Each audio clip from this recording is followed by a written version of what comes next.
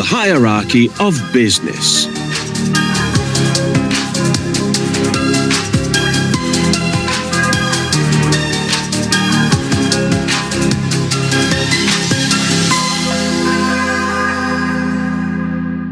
This is the structure of a business. You can think of it like a pyramid. At the top, there are very few people. These are the directors, and they make important decisions about the company's future. A small business has one or two directors who often have multiple roles, but large companies have a board of directors, including the CEO, treasurer, and secretary.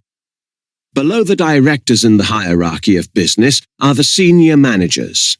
They are responsible for all the staff below them in the pyramid, but they don't interact with everyone on a daily basis. They are responsible for big decisions that impact the day-to-day running of the business. The supervisors are in charge of their own teams.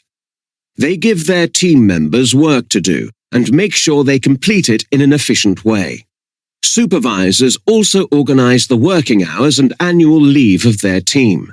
In turn, the operational staff they supervise can come to them with any questions or problems that may arise while completing the tasks that constitute the work of the business. Finally, there are the support staff. These people are not really part of the pyramid because their work doesn't contribute directly to the purpose of the business.